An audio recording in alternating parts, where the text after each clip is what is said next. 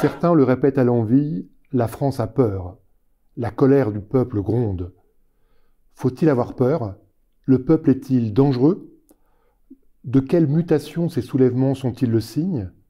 Sommes-nous en train de changer d'époque? Pour mieux comprendre tous ces phénomènes, nous avons le plaisir de recevoir, dans le cadre de notre programme Le Forum des Humanités, le grand sociologue français Michel Maffezoli. Bonjour Michel Maffezoli. Bonjour. Merci d'avoir accepté notre invitation. Permettez-moi tout d'abord de vous présenter en quelques mots. Vous êtes professeur émérite à la Sorbonne, membre de l'Institut universitaire de France, administrateur du CNRS. Vous êtes ancien élève de Gilbert Durand et de Julien Freund. Vos recherches visent à comprendre la dimension plurielle du social, en privilégiant des thèmes comme le tribalisme, l'imaginaire, l'émotion, les affects, le sensible, en scrutant les pratiques banales de la vie quotidienne au moyen d'une approche compréhensive. Vous établissez une harmonie entre l'objet de votre recherche, la socialité, et une méthode dégagée des pensées convenues. Vous êtes l'un des grands noms de ce qu'on appelle le paradigme postmoderne en sciences sociales, et votre œuvre est extrêmement riche et foisonnante.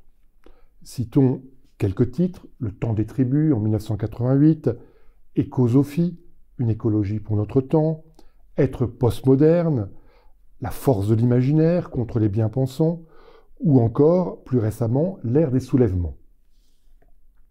Alors Michel, faut-il avoir peur? Que traduisent ces soulèvements populaires?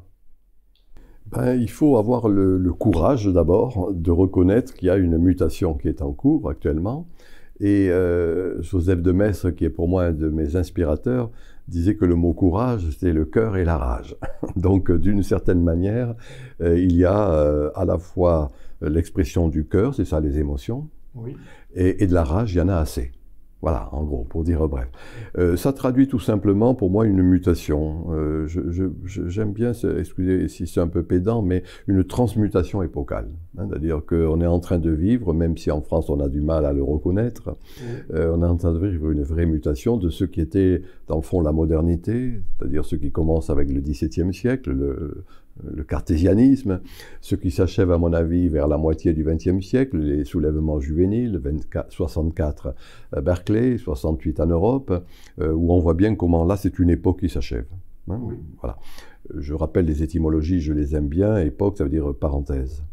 Hein, une parenthèse à se faire, une parenthèse à s'ouvre. Donc on assiste à la fermeture d'une de ces parenthèses.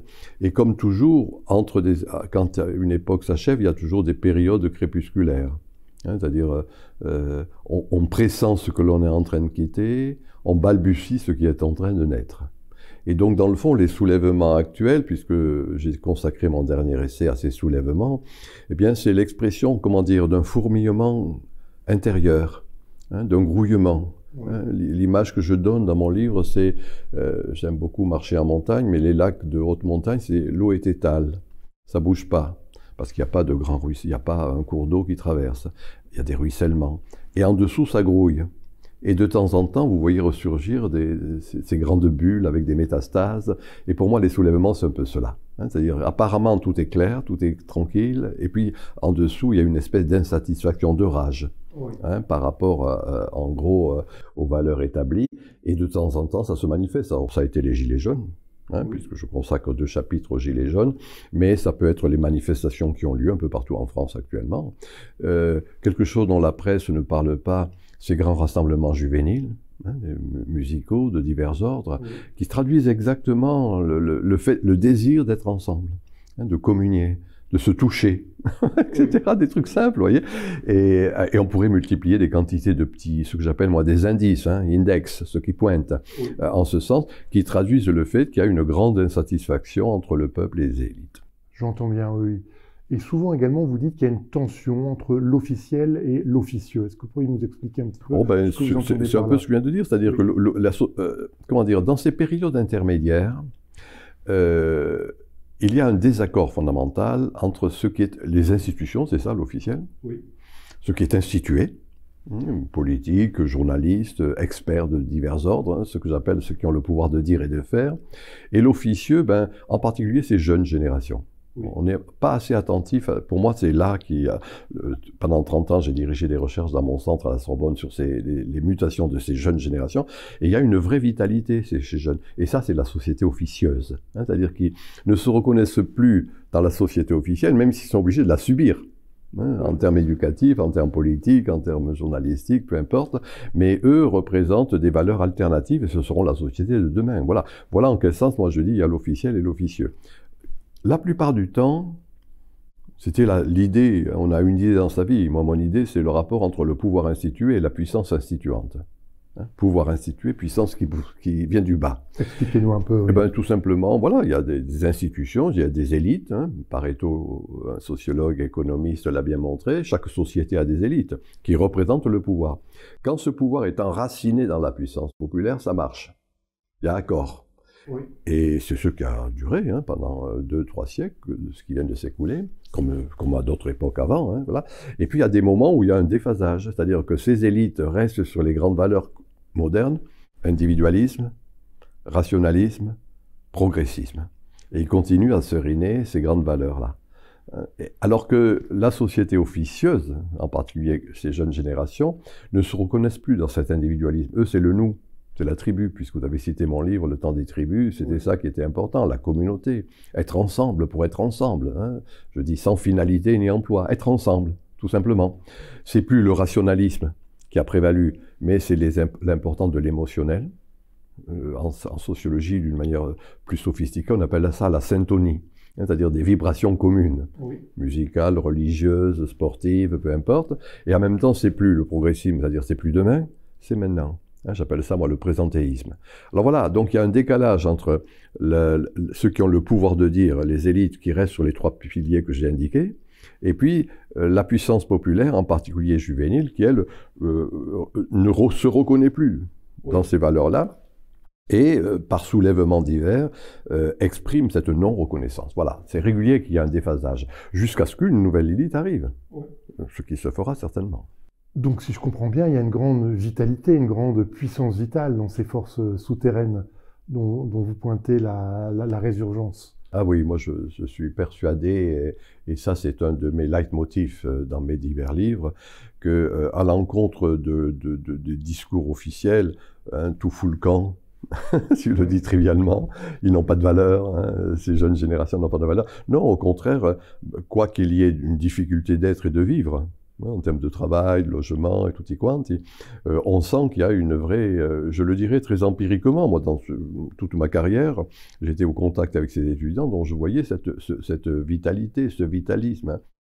Moi j'ai traduit cela, je suis d'obédience, je dirais nietzschéenne, hein, qui m'a inspiré, hein, la Lebensphilosophie, philosophie de la vie, hein, qui était Nietzsche, qui a été un auteur qui m'a beaucoup inspiré, Georg Simmel, qui était professeur de sociologie à Strasbourg, et c'est ces auteurs-là qui m'ont permis de comprendre, oui, cette vitalité qui est là, mais vitalité qui, soyons clairs, ne se reconnaît plus précisément dans les grandes institutions, vous voyez. Et à bien des égards, moi je considère qu'il y a lieu d'être attentif à cette espèce alors vitalité, vitalisme, peu importe le terme qu'on peut employer. L'idée du carpe diem, hein, jouir au jour, le jour qui se présente. Et pour moi c'est un peu cela qui est le vitalisme juvénile, vous voyez, c'est-à-dire qu'à la fois ils ne se reconnaissent plus dans la projection, le projet lointain, oui. Et en même temps vivent avec intensité. Une énergie qui se manifeste dans ce qui est vécu ici et maintenant. Je viens de dire intensité, hein, j'aime beaucoup les étymologies, intendere, hein, être tendu dans et pas être tendu vers. Voilà. Et il y a une tension vitale, ce que j'appelle moi des utopies interstitielles. Hein, créer des prix à la manière de Lévi-Strauss, des petits bricolages existentiels. Voilà le vitalisme juvénile actuel. J'entends bien. Mais est-ce qu'il n'y a pas comme des dangers à cette résurgence de cette vitalité, de ce vitalisme ? Est-ce que c'est inquiétant ou est-ce que... Pour moi, rien n'est inquiétant. Hein. Oui. Ce qui est, il y a tellement de discours, des jérémiades, des élites au pouvoir. Non, vous avez raison de faire remarquer ça. Moi, je dis toujours, quand on décrit ce qui est en gestation, c'est pour le meilleur et pour le pire. Oui. Il y a du pire, mais on ne sait pas voir le meilleur. Voilà, hein, c'est-à-dire que trop souvent, si je le dis trivialement, on voit le verre à moitié vide.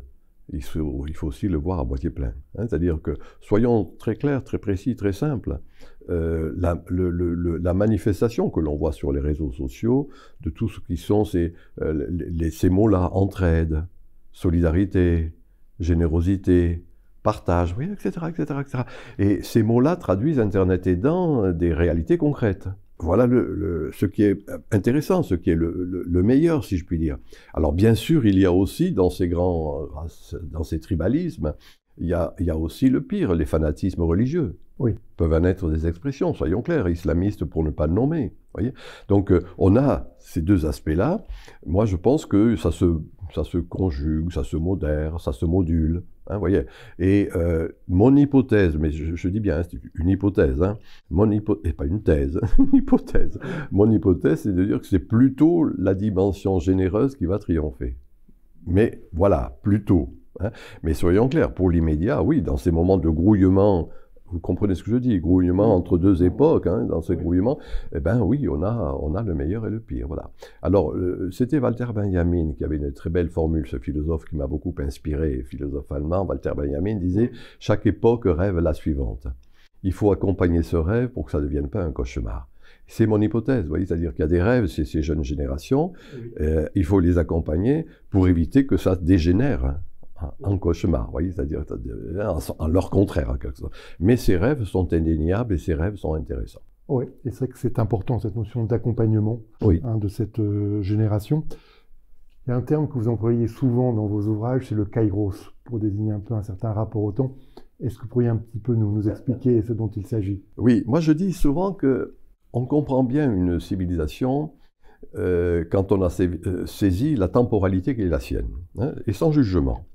C'est-à-dire que quand ce qu'on appelle la triade temporelle, hein, il y a le passé, le présent, le futur. Bien. Et il y a des grandes civilisations, qui ont mis l'accent sur le passé, c'est les sociétés dites traditionnelles. Voilà, vivant sur les traditions ancestrales. Il y a des sociétés vivant le présent, j'y reviendrai, et il y a des sociétés dont la temporalité était le futur. La modernité, c'était le futur. C'est ça le mythe du progrès. Hein, c'est ça la recherche de la société à venir. Hein, ce que j'appelais la sublimation un peu plus tard, etc. Bien. Et c'est ce qui est encore l'idéologie officielle, la temporalité officielle de la société officielle, des institutions, hein, qui pensent toujours en fonction du lendemain. Voilà. C'est une version, une sensibilité hegelienne et marxisante, si je puis dire. Voilà. Oui. Il y a d'autres moments, je l'ai dit il y a un instant, pour lesquels c'est le présent qui est important. Hein, et la Renaissance, c'est ça. Hein, c'est encore une fois des grandes cultures. Florence Labelle, par exemple, mettait l'accent sur le présent. Et puis on a des quantités d'autres moments pour lesquels c'était le présent. Alors, si je réponds à votre question, il y a deux conceptions du temps. Une conception qui était en grec le chronos, hein, le temps se déroulant, en quelque sorte, et ça c'est ce qui a marqué le mythe du progrès. Et il y a une autre conception qui était le kairos, puisque vous me posez la question du kairos. Le kairos, l'image que je donne, c'est que c'est dans la mythologie grecque, c'est pas moi qui la donne, c'est un dieu qui est chauve. Et donc il faut l'attraper sur le moment, parce qu'on ne peut pas le saisir par les cheveux quand il a tourné les talons. Donc le kairos, c'est l'opportunité. C'est la bonne occasion, si je le dis un peu trivialement. Vous voyez, c'est-à-dire ce que j'ai appelé d'une manière un peu plus sophistiquée, l'instant éternel. Oui. Hein, c'est-à-dire une éternité qui n'est pas là-bas, lointaine, mais une éternité dans chaque instant, en quelque sorte. Et c'est ça le kairos, vous voyez, c'est-à-dire, encore une fois, saisir ce qui se présente. Et de fait, là encore, restons sur ces pratiques. Alors que la société officielle reste toujours projective, elle est sur le chronos, hein, l'histoire qui se déroule. Autant de mon point de vue, la société alternative, juvénile en particulier, mais pas que, hein, d'ailleurs, hein, je dis beaucoup société juvénile, mais disons que d'une manière générale, à mon avis, c'est plutôt l'idée du kairos qui va triompher, c'est-à-dire, encore une fois, savoir jouir du présent, de ce qui se présente. Hein. La vie ne vaut peut-être rien, mais rien ne vaut la vie. Voyez, et donc c'est un peu cela, moi, qui me paraît être en jeu actuellement. C'est cela que les élites ne comprennent pas. Oui. C'est cela que l'intelligentsia, ceux qui ont le pouvoir de dire, hein, universitaires, journalistes, etc., globalement ne comprennent pas. Moi, je vois, j'ai beaucoup de difficultés à faire passer cette idée-là, parce qu'ils restent toujours tournés vers le futur, alors que si on s'est reniflé, pour moi, c'est ça mon travail, vous m'avez dit sociologue, je suis plutôt un renifleur social, hein, donc si on s'est reniflé, eh bien, on se rend bien compte qu'il y a ce désir de jouir ici et maintenant. Hein, hic et nunc. Ça a déjà existé à d'autres moments, hein, ici et maintenant. Et le Kairos, c'est pas autre chose, ici et maintenant. D'accord, ce sont des paroles pleines d'optimisme et de joie. En parlant de la postmodernité, vous employez aussi souvent des adjectifs que sont le sacral et l'imaginal. Je trouve que ce sont des très jolis mots, mais est-ce que vous pouvez nous les expliquer un petit peu? Qu'ayant écrit un livre sur la nostalgie du sacré, j'ai rendu attentif au mot sacral, que j'emprunte aux philosophes, j'aime bien rendre à César ce qui lui revient, que j'emprunte au philosophe catholique Jacques Maritain, qui justement avait montré comment, alors que, dans le fond, le rouleau compresseur du rationalisme avait évacué toutes les formes de sacré, de diverses manières. Je rappelle à cet égard un sociologue comme Max Weber, qui dans l'éthique protestante et l'esprit du capitalisme, qui est un grand classique de la sociologie, montrait que ce qui avait prédominé avec la modernité, c'était rationalisation généralisée de l'existence. Le désenchantement du monde. Aboutissant au fameux Entzauberung der Welt. On a traduit désenchantement du monde. Zauber, c'est le sorcier. Hein. Démagification du monde. Voilà. Et alors, voilà, moi, mon hypothèse, technique aidant, aboutissant à ce désenchantement. Moi, mon hypothèse, c'est que la technologie aidant, justement, j'ai écrit un livre qui s'appelle « Le réenchantement du monde hein, », et qui rendait attentif au fait que, voilà, il y a d'une manière diffuse ce retour du sacré. Alors voilà, pour rendre attentif à cela, je dis sacral. Alors ça va être le retour des pèlerinages, ça va être la multiplication des retraites dans les lieux, dans les monastères, ça va être une religion plus traditionnelle, hein, avec des rituels, une liturgie qui reprend une force et vigueur indéniable. Vous voyez, alors c'est en ce sens que je dis sacral, si je me fais bien comprendre, pour montrer que c'est un terreau, quelque chose qui est là, ce que j'appelle moi une centralité souterraine. Oui. C'est important, mais ça ne se voit pas effectivement. Reste dominant une conception économiciste du monde, purement matérialiste. Et encore une fois, dans la société alternative, la société des jeunes générations, bien, il y a ce retour du spirituel, pour dire bref. Voyez, oui. Hein, ne plus perdre sa vie à la gagner. Oui. Hein, faire de sa vie une œuvre d'art, si je le dis à la manière nietzschéenne. Voyez. Et c'est un peu cela qui, pour moi, peut se résumer au travers de ce mot sacral. C'est-à-dire comprendre le visible à partir de l'invisible. Oui, je comprends beaucoup mieux, oui. Après, vous dites aussi souvent que la postmodernité est iconophile, mais est-ce que vous pouvez nous expliquer un petit peu, et finalement, n'est-ce pas une société un peu narcissique, telle que la décrivait Christopher Lasch, par exemple? Est-ce que vous pourriez un petit peu préciser?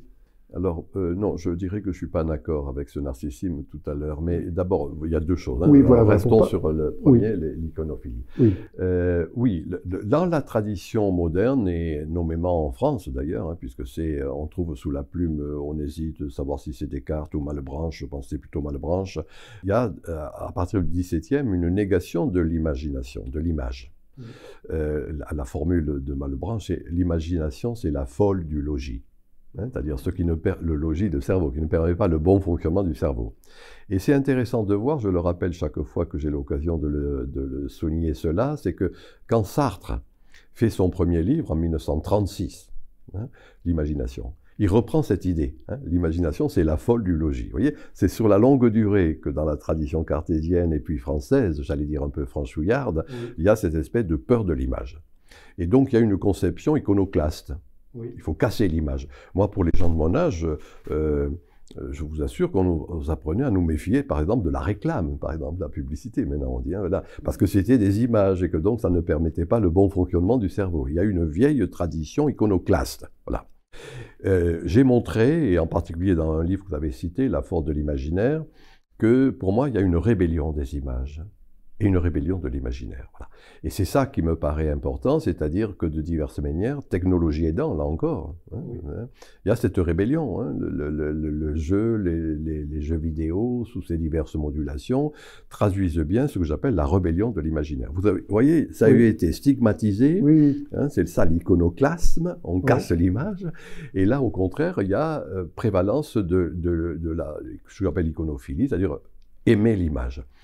Pour être un peu plus précis, pour moi, cela vient, c'est un peu paradoxal ce que je vais dire, mais cela vient d'une tradition très ancienne qu'on retrouve chez Aristote et chez saint Thomas d'Aquin, hein, qui montre que saint Thomas d'Aquin, je vais le dire en français, je pourrais le dire en latin, mais je ne vais pas le faire, nihil est in intellectu. Il n'y a rien dans l'intellect qui n'ait d'abord été dans les sens. Voyez ? Et ça, c'est important comme remarque. C'est-à-dire, les sens, c'est justement notre imagination, nos images, ce que l'on voit. Et que c'est à partir des sens qu'il y a de l'intellect. Voyez ? Et c'est ça l'iconophilie, tout simplement. Alors que la tradition purement cartésienne avait nié l'image, avait gardé uniquement le cerveau. Et l'iconophilie, c'est se rendre compte d'une conception beaucoup plus entière. De nos jours, on dirait holistique du monde. Hein, c'est-à-dire, et c'est ça qui me paraît être l'iconophilie. Sur la deuxième remarque, non, je ne suis pas d'accord avec vous, parce que je trouve que c'est trop fréquent et c'est ce que l'on dit en principe, qu'il y a ce côté narcissique. Alors le mythe de Narcisse est un peu plus complexe que la tradition que l'on en donne. Hein. On dit très souvent que Narcisse, se voyant dans son image, se perd dans son image. Hein. C'est ça dans la mythologie. Moi, j'ai fait une autre interprétation. Je dis qu'on voit Narcisse, il se voit dans l'étang, hein, dans le lac où il se regarde, hein, c'est ça l'histoire. Il ne se perd pas dans son image, il se perd dans le monde. Hein, c'est-à-dire qu'il se perd dans l'étang, hein, l'étang ou le lac, enfin peu importe, dans la matière, etc. Donc c'est quelque chose de beaucoup plus collectif. Et mon hypothèse, c'est qu'à l'encontre de ce qui est trop souvent dit sur le retour du narcissisme individualiste, pour moi, il y a ce que j'ai proposé d'appeler, dans tel ou tel de mes livres, un narcissisme de groupe. Vous voyez ? C'est-à-dire que dans le fond, c'est ça l'idéal communautaire. On se reconnaît, c'est plus le je, c'est le nous. Voilà. Et de fait, là encore une fois, réseaux sociaux, blogs, forums de discussion et tout à l'avenant, eh bien on se rend compte qu'il y a cette perte de soi dans l'autre. Hein, c'est-à-dire éminemment dans la communauté. Et dans le fond, c'est ce que, il faut toujours écouter les poètes, c'est ce que disait Rimbaud, je est un autre. Et ce jeu est un autre rimbaldien, pour moi, traduit ce que j'appelle le narcissisme de groupe. Voilà. Donc il y a une liaison, vous avez raison de souligner, entre cette iconophilie et puis moi, ce que j'appelle ce narcissisme de groupe. Hein. Je dis bien de groupe, hein, pas un enfermement dans la forteresse de son esprit, mais au contraire quelque chose qui fait que je n'existe que par et sous le regard de l'autre. Hein. La formule juvénile « je m'éclate », c'est ça. C'est-à-dire je m'éclate dans l'autre, dans l'altérité. Et c'est cela qui me paraît important. Oui, c'est très, très clair. Je vais terminer par une dernière question qui va sans doute intéresser nos auditeurs, parce que c'est une question d'actualité. Qu'est-ce que vous pensez, vous, en tant que grand sociologue, de ce fameux wokisme dont on nous rabat un peu les oreilles? Ah oui, c'est complexe ça. Pour moi, c'est la queue de la comète. Oui. C'est-à-dire que, comment expliquer cela? Quand on pense à un moment important de la modernité, c'est le XVIIIe siècle, la philosophie des Lumières. Oui. L'universalisme, les droits de l'homme. Hein, et que dans le fond, c'était quelque chose qui était une négation des devoirs, une négation des obligations, une négation de l'ordre des choses. Oui. Voilà. Et dans le fond, toutes les théories de l'émancipation du 19e, Marx, les grands systèmes socialisants du 19e, ce qui s'est répandu tout au long des grandes idéologies du 20e, reposent sur cette idée de se libérer, d'avoir des droits. Et donc, le fond, la queue de la comète, c'est le wokisme. Hein, c'est-à-dire quelque chose qui fait que on a des droits, alors pour la race, pour le genre, pour tout ce qui est à l'avenant, mais qui est la queue de la comète. Alors pourquoi je dis queue de la comète? C'est-à-dire que c'est les combats d'arrière-garde qui sont les plus sanglants. Hein. Moi, j'ai dirigé à la suite de Julien Freund l'Institut de polémologie à Strasbourg, et Freund nous avait appris que les combats d'arrière-garde, c'est-à-dire quand on pressent que c'est fini, ce sont des combats les plus sanglants. Hein, oui. Ça saigne. Et donc, dans le fond, le wokisme n'est pas autre chose. C'est un combat d'arrière-regard de l'illuminisme, hein, de cette grande fameuse des philosophies des Lumières, dont on ne veut pas reconnaître que sont devenues des lumières clignotantes, si je puis dire. Et alors, ça se formalise dans ces petits groupes, des petites marginalités qui vont censément imposer hein, le fait d'être yel plutôt que il ou elle, le fait d'avoir des libérations de divers ordres en fonction du genre, en fonction de la peau, de la couleur de la peau, etc. Mais pour moi, c'est la fin, encore une fois, de cette grande idée des Lumières. Et soyons clairs, ça ne concerne dans le fond que qu'une petite élite, si je puis dire, hein, des petits groupes. Et ça intéresse énormément les journalistes. Mais quand on traîne, moi je suis dans mon petit village des Cévennes, je vous assure que ce n'est pas quelque chose qui est une préoccupation essentielle. Voyez, et c'est là où on voit une espèce de décalage entre la société officielle, là encore, pour reprendre ça, qui va être focalisée sur ce wokisme sous ses diverses modulations, oui. Alors que la sagesse populaire, quant à elle, je vais le dire en latin là, hein, natura rerum, la nature des choses. La nature des choses qui fait qu'il y a des hommes, il y a des femmes, il y a des traditions ancestrales et tout à l'avenant, et qui ne, donc du coup, cette sagesse populaire n'a que faire, à bien des égards, de ces espèces d'abstractions, dans le sens simple du terme, un peu paranoïaque d'ailleurs, qui viennent du haut, mais qui ne touchent pas véritablement la base populaire. D'accord, donc pour vous, le wokisme, c'est une forme d'abstractionnisme, on pourrait dire. Ah, c'est une vraie abstraction, c'est-à-dire dans le sens étymologique du mot, on est abstrait de la vie, hein, on est abstrait de la vie réelle, et ça gamberge, hein, c'est-à-dire qu'on entend des discussions qui sont à bien des égards très paranoïaques. Hein. En grec, le mot paranoïa, ça veut dire paranoïein, hein, celui qui pense par en haut. Oui. Voilà. Donc il y a eu un côté assez paranoïaque, mais si on est réaliste, on se rend bien compte en quelque sorte que cela n'a pas ou peu d'influence véritablement dans la vie quotidienne. Et or, je suis, vous l'avez dit au début, quand même un spécialiste de cette vie quotidienne, de la banalité de la vie quotidienne. Et cette vie quotidienne m'a toujours intéressé. J'ai considéré qu'il fallait être à la hauteur du quotidien. Et donc, du coup, être à la hauteur du quotidien, c'est savoir évacuer ce qui ne mérite pas d'être retenu, hein, et puis reprendre au sérieux ce qui mérite de l'être. Oui. Eh bien, Michel, j'aimerais terminer cet entretien en citant une formule que vous aviez développée dans l'un de vos ouvrages, La part du diable. Je cite, « Le tonnerre est souvent nécessaire pour arracher à la torpeur croupissante d'une vie sans saveur. » Eh bien, écoutons le tonnerre et efforçons-nous de renouer avec une vie pleine de saveur. Avec vous, Michel Maffezoli, et un grand merci pour cet entretien. Merci.